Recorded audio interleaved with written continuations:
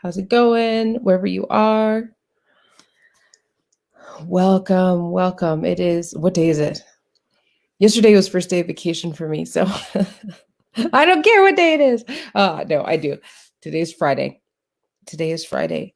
And if you're watching this in a replay, you might want to fast forward just a little bit. You might want to fast forward just a little bit so that you can get to the good stuff, the juicy stuff. For those of you who are just joining me, let me know where you're coming from and let me know something about your day, a word that describes your day. Welcoming all of you in from my page, from Bridging the Divide. Our guests are from Bridging the Divide and from WAMI today. Welcome, welcome, everybody from my pages. You are all, I'm grateful that you're all here. Let me know in the comments that you're here, that you're alive out there, that you are surviving, maybe even thriving.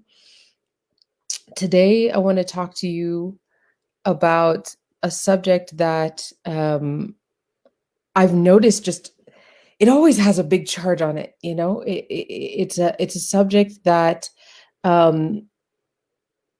that I see a lot of fights over, unnecessary fights, and also it's very daunting to engage with, and that is voting. And we're going to talk about Black Lives too. We're going to talk about the Black Lives Movement as well. But I wanted to talk to you for a moment about voting. Let me know in the comments if you're planning on voting. First of all, I'd like to know. Let's definitely give voting big ups because it's something that's definitely needed. So yeah, we're going to talk about voting, and I want to. Oops, did I just kick myself out of the studio? No, I'm still here. Okay, so welcome in. We're going to talk about something I need to say to you. And that is, as I'm watching through my feed and hearing from some people in my life, and now that I'm here at my parents' house, I've noticed that there's a focus in voting. There's some part of the focus in voting that just turns me off just a little bit. And that is not about voting itself. Please go and vote. Yes, go and vote. Go and tick a box, right? But there's this idea, and we get conditioned into this. So this is not about blaming or shaming anybody, but there is this idea that once we vote and get him out or get the new person in, that all of our problems are going to be solved. Give me a thumbs up if you think that that's as ridiculous as I do. That we're going to have humanitarian rights for all. That once our candidate gets in, we don't have to deal with the problem anymore. It's going to be fixed, right? This is what I've been noticing this is why I've been noticing when people are talking about voting, as if it's the only thing that is standing in our way of creating a better new world. So here's my warning. And yes, it is a warning. The warning is, don't allow other systems or people or communities or nonprofits who are doing the work keep you from taking responsibility in doing the work. Ticking a box and voting someone out and getting somebody else in is not going to fix the problem. As I saw in a really cool meme the other day, it's just like a chess move. It's just a move. And so that's my warning. Don't get sucked into this idea. Don't get sucked into communities or in your own posting that voting is the only thing that matters. And let's be clear again, I'm not saying to take focus off of voting or that we should stop asking other people to put focus on voting. I'm just saying, don't use voting, don't use a new candidate as a crutch to be involved into taking responsibility for the work that you're here to do. Yeah? You got me? Okay. The other thing I want to talk to you today is about Black Lives Matter. Right now I'm in the middle of 3 discussions. Our first discussion, free discussions. The first discussion was, am I racist? Last night's discussion was, the top 5 things you could do to fight racism, and the replay for that is available if you want it. And then next week is talking to racist and stubborn family members and communities, and that these all come from the top questions I get in the Black doing anti-racism work sessions or discussions in groups. These are the top things that people ask me, and these are free discussions. Please do join in this post itself. In the post, I put how to join those things. Someone is saying voting is the first step. Voting is a step. For this person, it's the first step. I hope that you've taken many steps before you've voted, educating yourself. I'll give you a tip of something you can do today: getting yourself involved in nonprofit work, educating your family and communities. There's many steps you can take, and voting is one of them. It's like a chess move. It's one of the many things you can do. Okay, so in the discussion last night, I presented 5 things that you can do to fight racism, and I want to talk to you about one of the things that I think is really important for us to understand. And by all means, if you want to go deeper into the top 5 things, you know where to go now. But this thing that I'm going to talk to you about, this aspect, is something that I think is really important, because I have noticed, and this consciousness is changing, but I have noticed that a lot of the time when people are talking about Black Lives Matter, or sort of, let's call it the Black Lives Movement, because this means many things, that there's a focus on keeping Black people from getting shot by the police brutality, and that incarceration system, as if it is the only thing that Black Lives Matter is talking about, as if it is the only thing that matters as far as saving Black lives. And so I want to invite you in, if maybe you're not there yet, I want to invite you into a perspective that Black Lives Mattering, the Black Lives Movement, has to do with a whole range of Black life, not just one thing, but Black life, okay? Our equity, our humanitarian rights, our educational systems, our opportunities, our ability to access mental health care, our own quest for claiming our own history instead of our own histories and how we got brought here, our abilities to have our own spaces as we heal, reclaim, all of that. This is something that when we talk about Black Lives Matter, we're talking about the movement of this whole spectrum. So I want to invite you into thinking about it in that way. And here's my tip for those of you who are like, I want to fight racism, Black Lives Matter, I'm part of the Black Lives Movement. I want to do something. I want to go beyond posting online. I want to go beyond what I did before. I'm scared. I'm not totally sure what to do. I've been called things before and I don't feel good about it, but I know I still want to do something about it. All right. So if you're in that place where you're just like, okay, what can I do? There, I have 5 top things, but here's one thing that we talked about last night in that discussion, and I want to share it with you. And that is diversify your exposure. Diversify your exposure. I think it goes now without being said, but I'll say it just in case, that you should already be getting an education on the true history of the United States of America, that you should already be looking into American history that is centered on Black voices and Black people. I'm getting away from calling it Black history because it's American history. It's about Black people. Look at the history of people, all people of color, Indigenous people, of all people of color in this country. So this is I feel like a given, okay? But there's other ways to diversify. All right. Whose media are you watching? Just because there might be a person of color as a newscaster on ABC News or Fox News doesn't mean that it's not focused on a white system, on a white gaze, G-A-Z-E, white gaze. So look for media sources that are Black run, Black voiced, Black centered, people of color run, people of color centered, but people of color voices, right? This is one way to diversify. Another way to diversify is, look, right now, we're in a time where a lot of you are homeschooling. And I know one of the guest groups here, WAMI, a lot of you are moms. Almost all of you are moms. In your homeschooling, are you including the history of people of color, which is American history? Is that a focus? Because it's a big hole in our educational system. Our educational system is a white supremacist system. It's in the white gaze. So can you add that in? Can you diversify your exposure? In your town where you shop, are you shop? This is where we're talking about like Black businesses, spending money with Black businesses. Are you in a rural area, and you don't have access?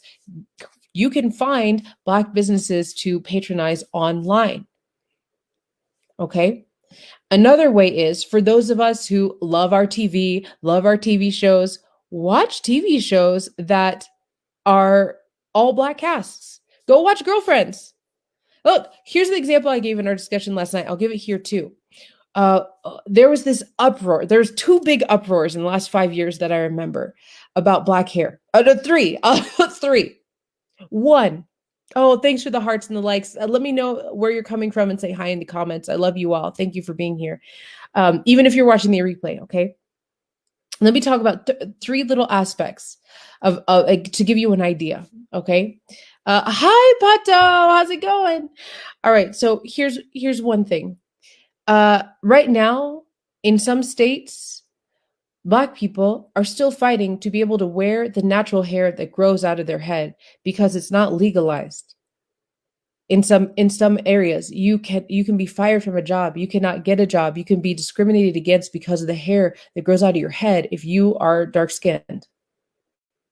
Okay. Also, there was this, look it up. Somebody might be able to find it and post it. Hello from Portland. Hello. Somebody might be able to find this and post it. Please do if you can. There was a woman, I think 3 years ago, who rediscovered silk head wrappings and was selling silk head wrappings and talking about the benefits and all this stuff. And she's a white woman, and she's talking about her discoveries on silk head wrappings and everything, with no regard to the deep culture of silk head wrappings and chignon culture of Black women. Look it up, chignon, CHION. CHINON. My mom's gonna kill me because I'm not spelling it right. But the chignon culture, the reason that we started having to wear silk caps in public because of I'm not going to get too deep into it because I could talk about it for a long time, but look up chignon culture, look up silk wrap culture. And there was a fight that went on when this particular white woman came out and was talking about her discoveries of silk caps and you know, this brand new invention that she had, and people gave it to her, and there was fights, and I remember seeing some of the discussions online, and people are like, why is this such a big deal? It's because those people didn't have a diverse exposure to Black life, Black hair, Black culture. So this is another way for those of you who are out there to fight with racism, or as I like to say, the way you're engaging with racism. This is another way. Go watch a TV show and hear them talk about Black hair. If you don't want to get into, you know, the history and all that, just go watch a TV show that's all Black class. Listen to them talk about their hair. You'll hear it. It will get in one way or another. Okay. And another way, here's another example. What was the third thing I was going to say? Oh, no, I don't remember the third thing I was going to say. Here's another example. And this is something that for those of you who know Antoinette Roots Delta, she talks about all the time. Get yourself some Black friends. Get yourself some people of color. I know she's talked about this before, and I definitely have been in this position. A lot of times I'm somebody's only Black friend. I might be somebody's only Black friend, or even person of color friend. It is now time for you to diversify your exposure. Go and find people of color and Black friends. Now, that doesn't mean hunt people down and ask them to be your friend. It means put yourself in situations where you're in communities where you could make friends that don't all look like you. There's a way to do it that's in integrity, okay? I'm going to assume that you can figure out a way to do that in integrity. I'm going to assume that you're not going to take this advice and go out and just call random people and be like, will you be my Black friend? I'm hoping that you won't do that. I feel like everybody who's watching this are adults. Okay, take responsibility for figuring out how to do that in a way that's in integrity. You can figure it out. I promise. You have it in you. We're in a time now where you have access to wisdom on how to do these things. Okay, so when you're engaging with racism, you're fighting racism, diversify your exposure. When you start to get exposure, for example, the hair stuff, when you start to get exposure, then you can understand why this fight for legalizing Black hair in some cities, in some states, is such a big deal. Okay, when you get access to other media and other news that's in Black voices, that is run by Black people, by people of color, you all of a sudden will hear perspectives that you didn't understand before. All of a sudden, the fights that you're seeing will make more sense. All of a sudden, you will start to understand if you've been called racist yourself, or if you've been in clashes and conversations. All of a sudden, you'll understand. Oh, that's why, because you will have exposure to the culture. Okay, so this is one way. All right, and this subject comes from a free discussion I had yesterday, the top five things you can do to fight racism. The replay is available until tomorrow at 5. So, in the link of this video, go click the link and watch that replay. Again, it is free. And then the last thing I want to share with all of you is there are many ways to get more education and for your own personal and community action, for the responsibilities that you have for your general education. I'm going to tell you some free ways and some other ways right now. My next discussion, which is this next discussion that's happening next Thursday at 5:30 p.m. PST, is the most asked question that I get in my Black mentor sessions, or in when I go talk to groups about anti-racism from a spiritual perspective. The top thing that I get is how to talk to racist and stubborn family and community members. Because a lot of you out there are the person in your family who's like, I'm going to change this. You're the person in your community who's ringing the bell. And so this is the number one thing that people come to me for. And so we're gonna have that discussion next Thursday at 5:30 p.m. PST. It is free. The link is in. I'll put the link in the comments as well, but the link is also in this post itself. So there it is. I think it went through. Okay, events.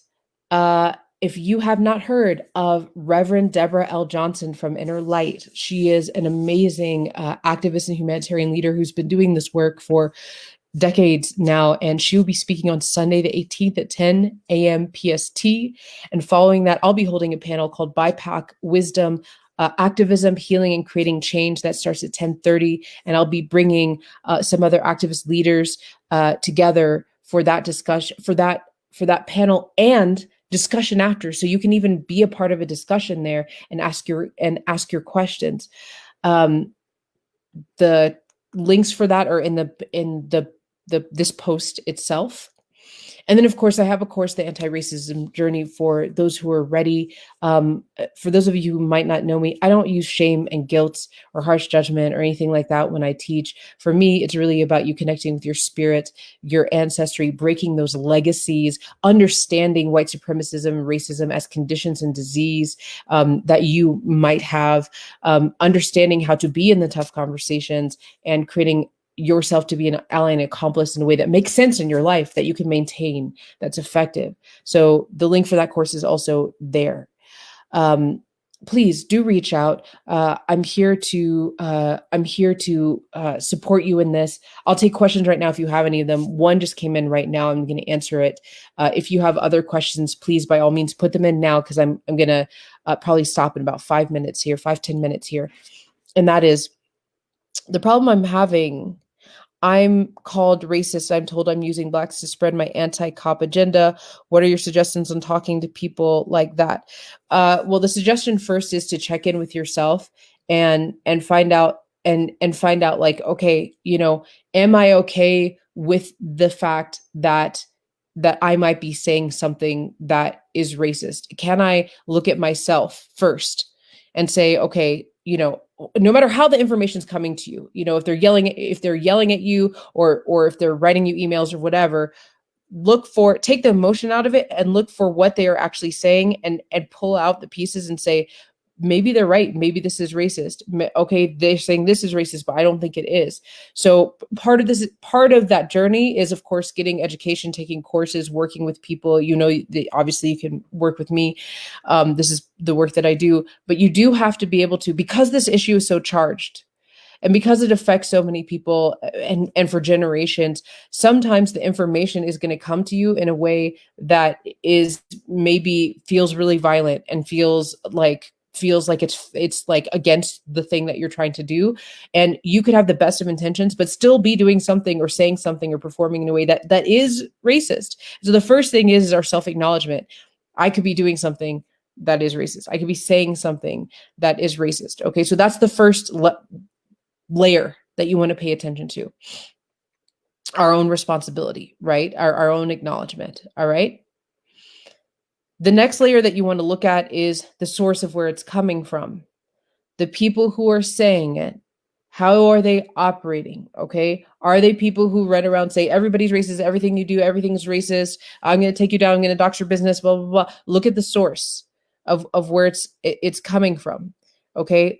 Look, how I would approach somebody if I felt like they were using if Black people push their agenda or whatever, and it was somebody that that I felt that I wanted to approach because of the way it was coming up in my world or my timeline, or like somebody that I saw they were doing work that I was like, this is important work, they're just going about it the wrong way. How I would do it is I'd show up and I'd be like, hey, I noticed your content or whatever it is you're doing, and I know it looks like this is what your intention is, but there's some things you are doing that are seemingly racist or in line with white supremacists or whatever. And I want to know if you are interested in having a discussion about that, or if I could send you some information to help you in what you're trying to do. That's the way I would approach it. Okay. I will know how they react. I will know where they're at and how they react. They might come up and be like, or they might just be like, yeah, send it along. After that, my work is done. Because the truth is, I want to have longevity in this work. And there's a lot for me to do. I hold space for a lot of people in this work. I'm always learning in this work. I have my close group, and I have a further, a not so close group that I'm always learning from and keeping myself in check and myself being reflective. So I'm not going to spend time with someone who's not going to want to be in dialogue with me and have a conversation with me about it. So also look for the source. Is the approach that you're getting an approach that you can work with? Now, that's not to say that somebody might say something to you that you should be hearing that's going to trigger you, right? Somebody might be saying something to you that is like, depending on how they're saying it, it might just make you defensive, right? This is part of what we're all working through in this abomination of nature that is racism. Okay. So the reason I'm trying to give you many ways, perspectives to look at this is because there's no blanket answer to this, and there's no one way, and everybody's coming at this it's very charged. Okay. And we're talking about racism, which is divisive in and of itself. Also, on a spiritual level, it's an abomination of nature. So getting involved with it and interacting with it, you're going to get dirt on you. Okay. Now, your anti-cop agenda. Okay, so now what this person is saying is, I defend BLM, which is why they call me racist. Okay. So it sounds like what you're experiencing is white people calling you racist. Okay, well, look at the source. And also, where do you land when you think about racism? Okay, there's this idea that there's two main schools of thought you're going to get out there. Okay, there's lots of different ways, but there's two main schools of thought. Racism is against any race, prejudice, biases against any race, and racism as in the actual core material of what it is in how it's created in the structure we know now. And that is racism was created so that Black people of color were lower than livestock, about livestock level, and white people were supreme. And there was science that they created, or pseudo, not real science that they created around that, culture they created around that, politics and education they created around that. The structures that we experience now have to do with racism that was created to keep Black people on bottom and white people on top. If it's against white people, if we're experiencing those types of things against white people, then is a racial prejudice. It's different. Okay, so this is the first thing that you need to figure out where you land and why you land there, and explore that. Where do I fall as far as like what actually is racism? I fall in the place of this material of racism, that racism is against Black people. It's is against Black people. That's what racism is against people of color. That's what racism is. So when I hear somebody, if I'm defending BLM and somebody says that's racist, I think, okay, they just don't have the education and understanding what racism actually is as it was created and how it plays out now. Okay. The other thing is, and this is just something for all of us, no matter what we're engaging with, is where do you want to put your attention and energy? On people who are against you, and people who are invested in your demise, and people who are not educated about what you're doing, and people who would rather be in a fight with you? Or do you want to put your attention and energy on people who are supporting you, on people who are approaching you in a way that if you need to learn something new, they can open that door for you? Is that where you want to put your energy? Okay. And so this person is saying it's hatred towards POC, and that's where I fall too. Right. So look, there are many layers to this. I know that struggle in different ways. Again, racism is divisive in and of itself. It is created to separate us. So therefore, even in its dismantling, it still will be divisive. Okay. So, yeah, there's how do you deal with those people? Well, first, look at what it is they're actually saying. What is the source? Where do you fall as far as how you are looking at racism? And always keep your education up. I just said many ways in this post. For all of you who are listening to this, and for this person who's commenting, thank you. There are so many ways you have to continue as you're engaging with racism or fighting racism, whatever it is. As you're engaging, you have to continue your education. You have to you have to diversify your exposure. And so in this post, there's many ways I've given you to do that, free ways. Okay. So yeah, I hope that is helpful to you. There is no black and white answer to any of these things. But if I was to step back, Juan is saying, hello, peace from Puerto Rico. Hello. Buenas tardes. Thanks for joining me. I would say the main focus, though, is honestly when we're dealing with such a wretched thing like racism, is that, and this is to all my people out there who are activated, who are activating, who are waking up, who are unplugging, who are learning, who are teaching themselves, who are teaching others, is to remember that now is not a time to be a martyr. Now is not a time to sacrifice yourself. We need you and your passion and your energy and the wisdom that is being poured into you right now to keep going, to affect families, to affect communities. And so the most important thing I can say right now is take care of yourself, because we are at a precipice in this battle that is around racism. We're at the end of the world. We're at the beginning of the new one. It's happening at the same time. We just went through crowning. We're about to twist. Okay. And that Facebook user is saying, I'm sorry, I don't know your name, because that all I see is Facebook user. Otherwise I'd say your name. They're saying, thank you so much. I feel it's really important as a white person to always double check myself with those that live with racism. Yeah, we all should, especially if you're white, you should, especially if you are engaging with making a change so actively, you definitely should. All right. This is one of the, and everyone who's watching this video is always invited to come check me out. I have tons of free work. She's saying, it's Brittany. Hi, Brittany.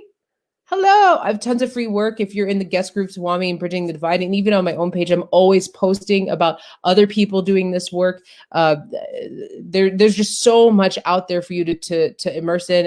And of course, I have the Black mentor sessions for white people who are ready.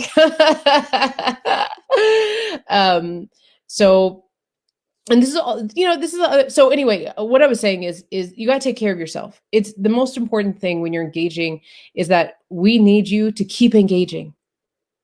It is so easy if you don't walk this world with as a person of color.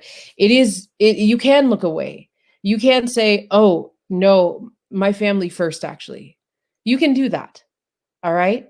And so what we need is for everyone, we need everyone to be on deck. We need critical mass of people to start unifying with each other. And we need to, on these topics, and we need you to keep going. So take care of yourself, because as you engage with this, it's not going to feel good most of the time. Someone saying there is a difficult line between checking yourself and being authentic. It's hard to learn. Yes. And it's always changing. That's true. And this is from Carrie. Thank you, Carrie. This is so true. You got to keep keeping yourself in check. And I want to say, for those of you who are out there learning and seeking mentors and coaches and courses, is always take what you learn and then like synthesize it into yourself, and then go out and learn from then somewhere else. Okay. There's so many teachers. There's so many people doing anti-racism work, allyship, accompliceship work. Find someone you really vibe with, work with them a little, and then go get another perspective. Because this is something I notice quite a bit. Someone will take a course and be like, this is the way it is. They'll work with a mentor. And I tell my mentees this too. This is the way it is, right? I'll be like, okay, I'll speak really strongly into something, right? And then I'll say, now take it for yourself and go and figure it out and keep your education up and go, because we tend to get in this place, especially because we're dealing with such a charged issue. It feels good to feel like we know. We know how to operate when we're dealing with racism. We know how to fix this thing. We know how we're supposed to talk or what we're supposed to say or not say. But guess what? It's going to keep evolving. And it's going to keep going. And you might find something that works for your 10 friends over there, but it doesn't work for you. It doesn't feel right to you, even though you know it's in integrity for those people over there. So just know that when you work with somebody, to then, really take responsibility for how you're synthesizing that information, and then go find a different perspective somewhere else, so you can evolve as we're all evolving together. Okay. And Juan is saying, knowing is half the battle. Yeah, it's only part, right? We're part of a revolution. And as my friend Dima Mahmood says, the revolution just keeps going. So does your evolution. It just keeps going. Don't stop it. Relish in this, okay? And then one last comment here, Carrie saying, yes, this is the nicest wisdom you shared with me. Yes, Carrie, thank you. Yes. It was a pleasure, seriously. So that's it. That's what I wanted to share with you today. All the links I mentioned are up in this post. Of course, tag, like, and share. I don't know if you can share from all the groups this is posting in, but on my personal page, Alexandra Lewis, you absolutely can share from there. I love you all. I hope to see you in our next week's free discussion. We talk about how to talk to stubborn racist family members and communities. All right. Keep it up. You're awesome. Bye-bye.